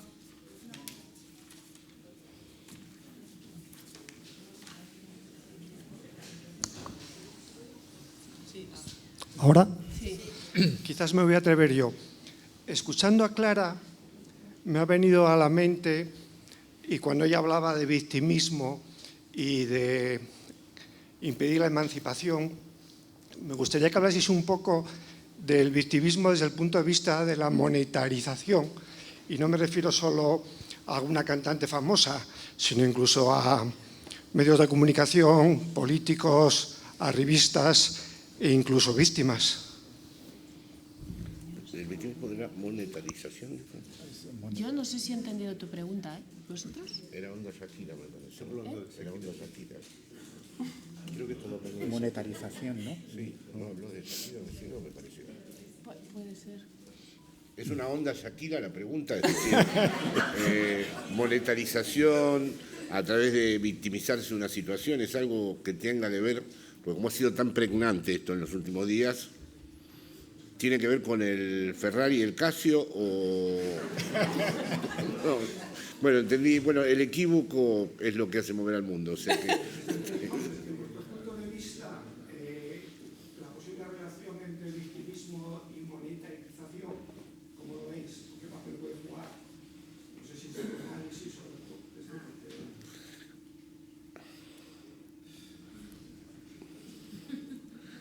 ser víctima del banco, ser víctima de las operaciones financieras, de las corridas bancarias. La Argentina vive día a día todo el tiempo eso. Hay una inflación del 100%, una economía bimonetaria, un dólar fuera de todo control. Ahora, es el país entero víctima de eso. Pero la gente que vive allí tiene que encontrar otra manera, porque si se pone a identificarse con el lugar de la víctima, se va. Los que no se van encuentran, para sorpresa de uno, formas de habitar en un país interesantísimo. Pero es con lo que asocié tu pregunta. Si los países donde veo que hay una monetarización que ingresa al confín último de la vida del sujeto, es en países donde de un día a otro todos los precios han cambiado, todo depende de una moneda extranjera y el salario que te dan por tu trabajo, en el caso de que trabajes, no tiene nada que ver con lo que ha sucedido con los precios cuando llega el fin de mes. Pero la pregunta ahí es lo que dijo Villacañas. ¿Por qué se soporta eso? Es decir, ese es el principio del asunto, pero ¿por qué se soporta? Igual también hay lo que se podría añadir es la cuestión de cómo la posición de victimización es una moneda de cambio importante de las relaciones sociales actuales. De alguna forma, como esa posición subjetiva del agraviado, de la víctima, digamos que tiene por ejemplo, en las redes sociales hablando de monetarización en un sentido amplio, evidentemente, ¿no? Como un lugar de privilegio. Como un lugar privilegiado, ¿no? De una posición subjetiva privilegiada. Sí, pero ahí, discúlpeme, ahí tengo el acento latinoamericano, ¿no? Está la victimización, pero después están los muchachos y las muchachas que viven en la villa que dicen todo dinero es robado. Por lo tanto, yo te puedo robar. E incluso te puedo robar de un modo violento. Y eso empieza a ser irrefrenable, Es decir, el dinero está robado. No hay ningún dinero que sea legítimo. El dinero es absolutamente el resultado de operaciones financieras. Así que el que no sale en la televisión llorando en la calle con todos sus niños al desnudo y desamparado, procede de otra manera, como si hubiera ya una guerra. Porque además no solo te roba, también es posible que te mate. Y cuando hablas con ellos, finalmente bajo distintas modulaciones te dicen, todo este dinero está robado. Y crece eso, ahí el desierto crece. Y en toda Latinoamérica, ya ciudades donde tú no estés afectado por este modo de justicia oscura, porque es así, es un modo de justicia. La gente ya no se resigna más a lo que le ha venido y procede de otra manera. Siempre en el marco donde lo político no ingresa, ahí hay un juego entre los violentos y las sectas evangélicas. Es decir, las sectas evangélicas son los únicos que hablan con el que dice todo el dinero es robado y yo tengo derecho a quitártelo de forma violenta. Los únicos que pueden decirle algo a ese sujeto son las sectas evangélicas. Los militantes de izquierda, en las villas que yo entraba cuando era joven como militante, yo duro medio segundo. Me linchan en un minuto. Pero, en cambio, la compañía de los adventistas del último día van. No solo van, sino que van reclutando a jóvenes y las únicas conversiones que hay en esta época significativas no están en las grandes religiones. La gran conversión hoy en día es la del delincuente criminal, que ahora resulta que va todos los días a la iglesia y celebra sus misas especiales. Y el problema, bueno, Brasil ha sido eso.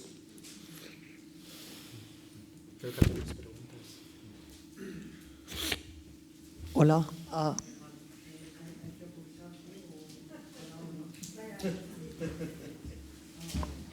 Ahora, vale.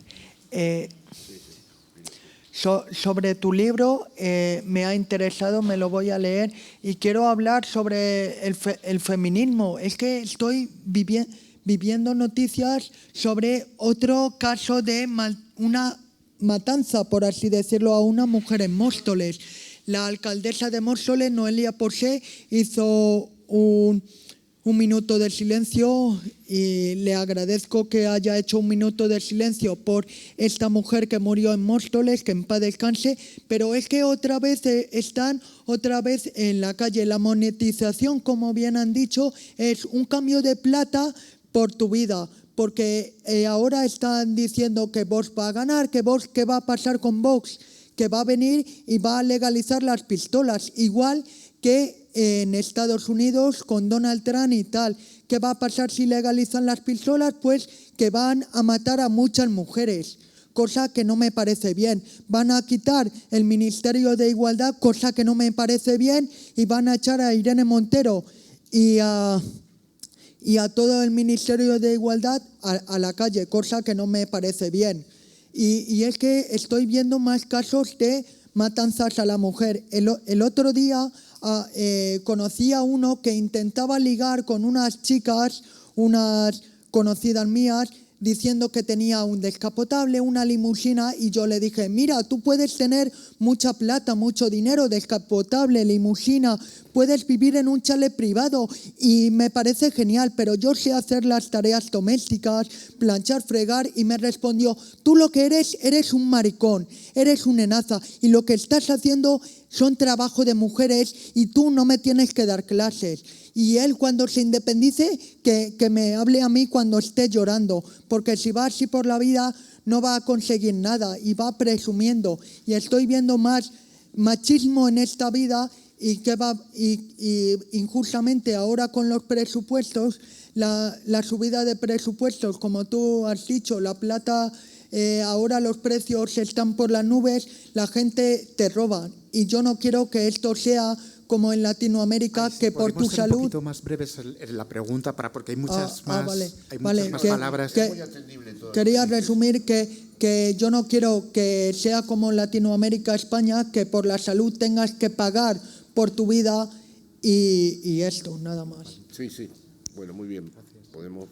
Podemos juntar varias preguntas porque nos están diciendo también...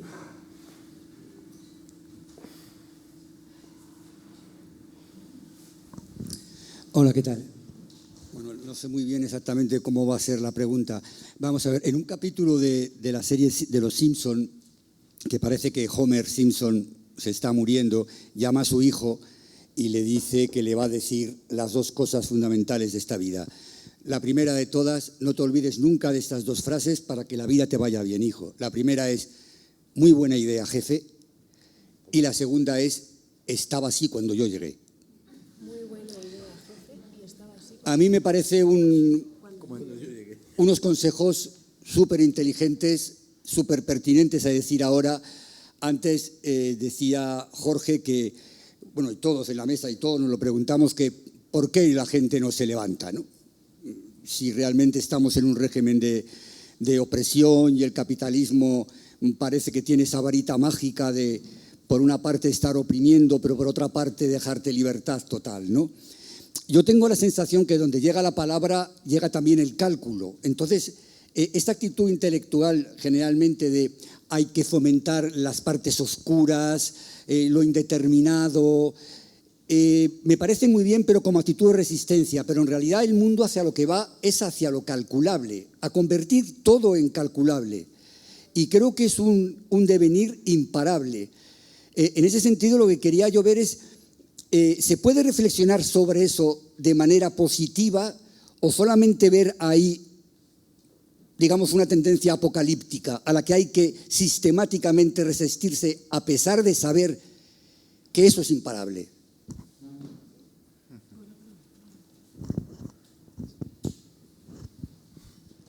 Sí.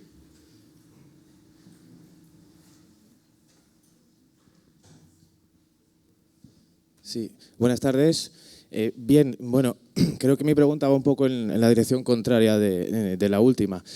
Bueno, en primer lugar, muchas gracias a los cuatro por los ponentes. La podría responder cualquiera de los cuatro que quieran, pero lo digo sobre todo por lo que ha mencionado antes Clara Serra sobre el tema de las medias naranjas y las naranjas enteras. Entonces mi pregunta sería que ¿qué relación creéis que tiene este discurso de la naranja entera con esta especie de doctrina de la felicidad que se está imponiendo? Es decir, esto de que si uno ha tenido una pérdida, cualquier sufrimiento de cualquier tipo, una herida y entonces uno no está sano, debe ir obligatoriamente a terapia. Incluso se suele decir que aun estando sano cualquier mundo debería ir a terapia, ¿no?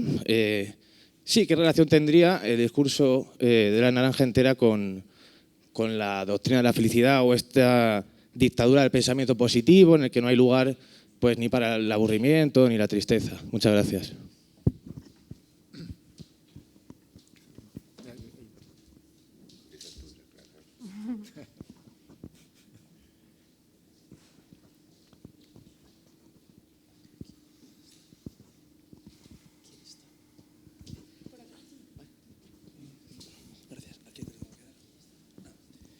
Buenas tardes. Lo primero, muchas gracias por tan magnífica charla. Y bueno, mi pregunta pretendía abrir otro espacio de reflexión también que se abre en el libro cuando se habla sobre las víctimas. Lo primero me gustaría problematizar quizás un poco el papel que juega la víctima en un discurso emancipador, dado que la categoría de víctima tiene relación con otras categorías muy importantes, que son la memoria, el olvido y el perdón. Y por eso me parece que es bastante problemático el intentar o neutralizar la categoría de víctima en cuanto a su potencial emancipador, cosa que entiendo que también es posible y quizás necesario en un discurso de perdón y conciliación, pero claro, eso lleva a cuestiones como que debe todo buen francés, por ejemplo, olvidar la noche de San Bartolomé, o traducido al contexto español, debe todo español olvidar la guerra civil. Debe renunciar a su categoría de víctima. Es decir, no sería la categoría de víctima quizás una categoría que se habita de una forma diferente, de una forma permanente. No es constantemente víctima, pero quizás es reivindicable la categoría de víctima y exigir esa justicia que se te debe como víctima y redención necesaria. Por eso, simplemente. Gracias.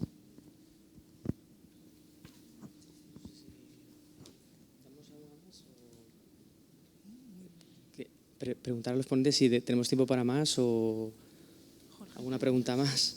Acoger más. Respondemos aquí. Bueno, dejamos la... Perdón, os voy a dar un poco más de trabajo, pero es muy breve, simplemente por si queréis dar algunas claves.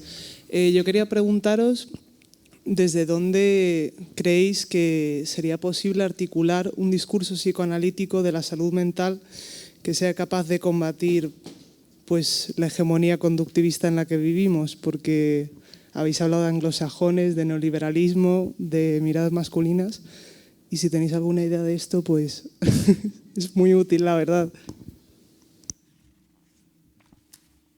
Sí, verdaderamente más que una hegemonía ahora conductista, hay una hegemonía del management del alma, porque si pensamos lo que es el término resiliencia, el término empatía, que digo que más que el cognitivo-conductual, que efectivamente es un paradigma fuerte en psicología, lo que ha impregnado todo el tejido social es esto de tener empatía, que es como unas antenas que uno debería tener para captar al otro, la resiliencia, que viene a ser como te han hecho de todo, te han humillado, te han destruido, pero tienes mucha resiliencia y lo soportas, la autoestima, que es ya directamente una coartada terrible para que el narcisismo adquiera unas dimensiones, y todo esto de ser la mejor versión de ti mismo. Lo inauguró el pobre Erich Fromm, pero con otros propósitos, pero ya fue un gran error, de eso habló en el breviario, cuando dijo que uno no podría amar a nadie si no se ama primero a sí mismo. Es grave esa aseveración. Uno se empieza a considerar de otra manera que de un modo narcisista cuando ama a otro.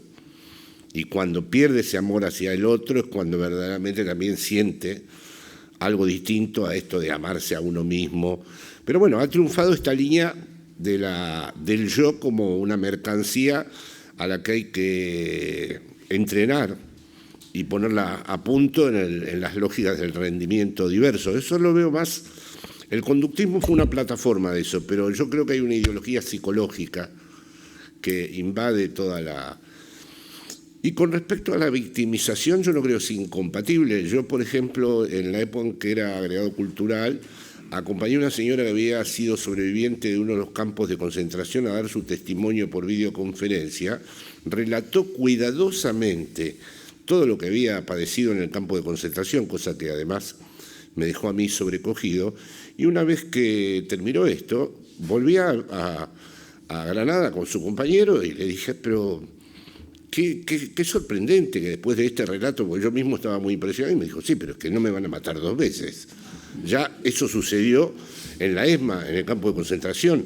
Yo no voy a ser durante el resto de los días una víctima. O sea que no es borrar el lugar de la víctima, sino situar ese lugar como una identidad que viene a cerrar un espacio que debería permanecer abierto, ¿no? Como, por supuesto, no se puede ignorar, ¿no? A veces eso se ignora, porque, por ejemplo, España es un gran ejemplo de haber combatido el fascismo como en ningún otro lugar de Europa. Y, sin embargo, los propios amigos, el otro día, en unas jornadas que hubo en Argentina, se hablaba de España como el lugar que no pudo hacer nada, ni con la memoria, y la España que se entregó, y el triunfo del franquismo, 40 años. Yo, sin embargo, tengo una mirada un poco más generosa con respecto a España, porque pienso que fue un lugar de resistencia al fascismo incomparable con respecto a cualquier otro país de Europa. Y eso, evidentemente, conllevó que murieran muchas personas, que se tuvieran que ir muchísimas otras del país, pero no la veo a España como el lugar en donde... Hay un exceso en España de que se recargó mucho esa literatura de España como un lugar. Otras cuestiones son las que plantea José Luis, de que él muestra a un Franco que no se reduce meramente a la cuestión de una dictadura típica, ¿no? El Franco entre Maquiavelo y Gramsci que presenta Villa Cañas hace pensar que de golpe adquirió forma una dinámica política extraordinariamente compleja, y ese es otro gran tema, que las dictaduras esas latinoamericanas no tienen ninguna complejidad, son pura coerción, digamos. En cuanto gastaron todo el combustible del asesinato, la coerción, se vinieron abajo. Pero España no fue solo eso. De hecho, bueno, Villa Cañas sitúa en el 59 el momento de esas páginas de Maquiavelo en donde el dictador ya no quiere ser odiado, quiere inspirar temor, pero no ser odiado, ¿no? Y bueno, ahí hay una complejidad. Pero vuelvo a lo de la víctima porque me parece importante. La víctima tiene que ser reconocida y no se puede jamás borrar la distancia, la diferencia radical entre el verdugo y la víctima, porque además el verdugo no se arrepiente nunca. La víctima se siente culpable de haber sido víctima y el verdugo, en cambio, sigue diciendo que hizo, tal como Eichmann sorprendió a Hannah Arendt, cumpliendo la ley que debía de manera imperativa cumplir. Es la víctima la que se siente culpable y por lo tanto se debe reconocer ese lugar y se debe organizar jurídicamente algo con eso. Pero no hay ningún proyecto transformador que se haga con las víctimas. Los que luchan no son solo los que han sufrido, sino los que desean otra cosa. Sí, yo iba a contestar, bueno, sobre la pregunta que hacías con respecto a la doctrina de la felicidad. Sí, estoy muy de acuerdo, que tiene que ver con la naranja completa y que forma parte de esa misma lógica. Y creo que efectivamente hay que someter a crítica esos discursos un poco anestésicos, ¿no? Pues, y antes hablábamos del tema del amor, pues el amor no duele, pues eso probablemente no tiene ningún punto interesante, ¿no? Entonces, efectivamente, totalmente de acuerdo. Con respecto a la víctima, porque me ha parecido también la pregunta muy interesante con respecto a esto del olvido y el perdón, Yo creo que no se está proponiendo que la víctima no pueda recordar. De hecho, el libro de Jorge, que lo tengo aquí, dice: el sujeto no olvida su dolor ni a quienes se lo infligieron, pero se niega a recibir desde ese lugar aquello que lo identifica. Y esto del olvido me parece interesante porque efectivamente me parece que hay la posibilidad de que el verdugo le diga a la víctima: bueno, olvida ya. O que la derecha española diga: bueno, olvidar ya, tanto rollo con las cunetas. Tienes toda la razón en ese sentido. O sea, un olvido impuesto puede ser precisamente la posición del verdugo, ¿no? Que no reconoce a la víctima. Dicho esto, yo creo que aquí el problema es que no haya un duelo colectivo, que no haya un reconocimiento a la víctima, como dice Jorge, porque yo creo que sí que el objetivo es que la víctima olvide y que olvide un poco. Yo creo que el olvido sí que es un lugar positivo, un lugar al que llegar.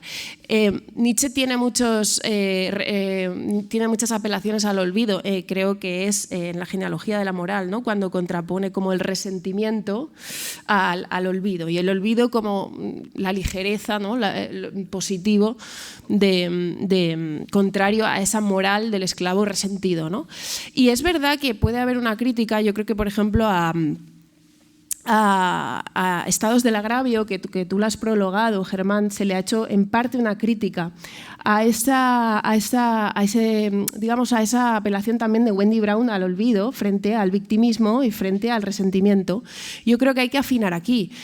Pero yo me estaba acordando cuando hacías la pregunta de un documental buenísimo que hay de la dictadura chilena que se llama Nostalgia de la Luz, de Patricio Guzmán, que habla sobre el régimen de Pinochet tirando a los detenidos desaparecidos en el desierto de Atacama, ¿no? Y cómo a día de hoy todavía hay mujeres de los detenidos desaparecidos que recorren el desierto de Atacama, que es una inmensidad, buscando los huesos de sus hijos o sus maridos, ¿no? Y claro, el problema cuando ves el documental es que no pueden olvidar y que no pueden ser nada más que víctimas, y que no pueden ser nada más que la mujer y la hija de un detenido desaparecido, y que todos los días se levantan por la mañana a recorrer el desierto, y que no van a hacer nada más en su vida, y que, como ellas dicen, hasta que yo no pueda enterrar y hasta que no pueda llorar a mi muerto, no voy a hacer nada más. Entonces, el problema es que la víctima quede detenida en el lugar de la víctima, y creo que es positivo reivindicar que la víctima quiere también salir de ese lugar, quiere abandonar ese lugar. Estoy completamente de acuerdo en que no se le puede pedir a la víctima desde el poder, digamos, o desde el verdugo que olvide, no solo faltaba. Habrá que hacer un duelo, habrá que reconocer y habrá que enterrar a los muertos para que las víctimas puedan olvidar. Pero yo sí que creo que el objetivo es que podamos olvidar, ¿no? Si me permitís. Sí.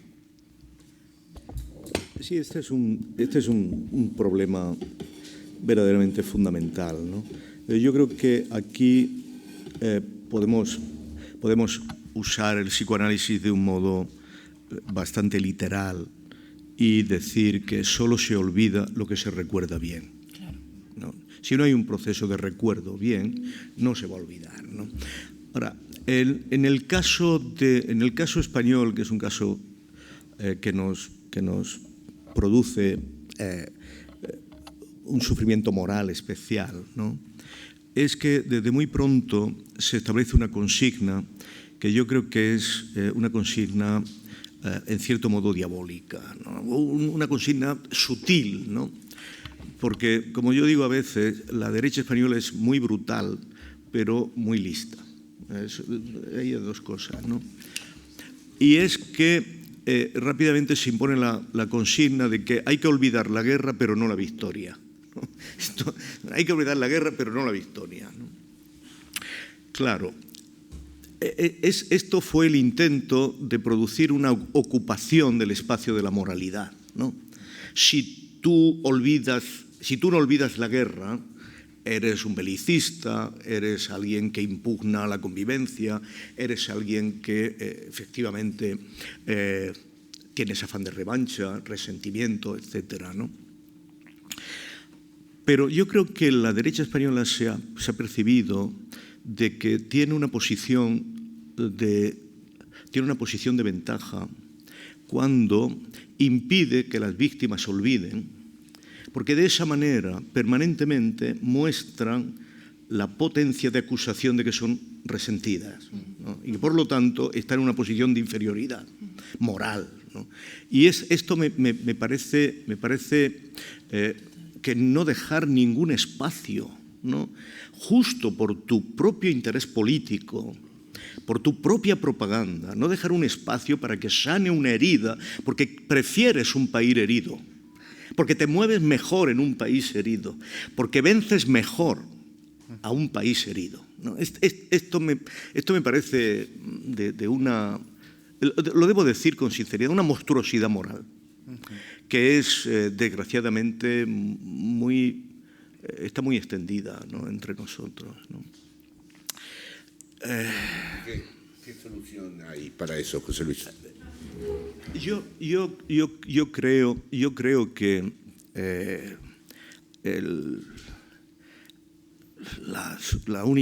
la única solución para eso está muy estudiado, ¿no?, en todas las cuestiones de justicia transicional. Esto Pablo de Graeff lo ha estudiado muy bien. Hay un manual creo que en Cambridge, un handbook de justicia transicional que este país no quiere abrir, no quiere leer, pero que efectivamente pasa por reconocer que es un imperativo de derechos humanos. Y por eso he subrayado tu apelación a los derechos humanos. Es un imperativo de derechos humanos producir las condiciones en las que las víctimas puedan efectivamente olvidar, en la medida en que vean que hay un país que está unificado respecto de un criterio específicamente moral de derechos humanos. El seguir manteniendo esta problemática anclada a la diferencia izquierda-derecha es exclusivamente la estrategia de la derecha. Esto es lo que no puede tolerarse. Aquí estamos ante una cuestión que es una cuestión verdaderamente de universalización de criterio. Y no podemos, claro, en este sentido yo creo que el único remedio es el que Desmond Tutu, que es una persona que no explicitó de manera clara con el apartheid. Queremos perdonar, claro que queremos perdonar, porque también el momento de perdonar es el momento en que nosotros nos liberamos realmente de nuestra posición de víctima, pero queremos saber de qué. Lo que no podemos es perdonar en abstracto, ¿no? Este perdón, ¿no?, que es específicamente un rito católico, ¿no? Bueno, lo que suceda dentro del confesionario es un secreto. Solo lo importante es que emerja la palabra ego te absorbo, No, queremos perdonar, pero queremos saber de qué. Y por lo tanto queremos previamente establecer aquello que es objeto del perdón. Y esto no se puede hacer por personas. Esto es una cuestión de Estado. No podemos llamarnos Estado si no estamos en condiciones de hacer eso. Porque hegelianamente no estamos en condiciones de establecer una ley de universalidad. Esto es una de las cosas que muestran.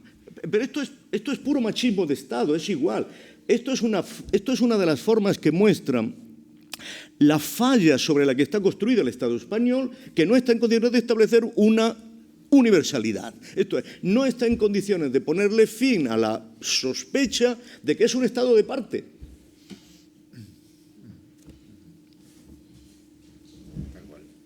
Bueno, vamos a...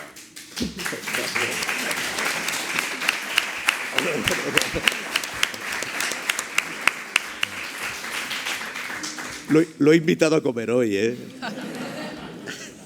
Bueno, muy bien. Muchas gracias a todos por venir y muchas gracias al Círculo una vez más.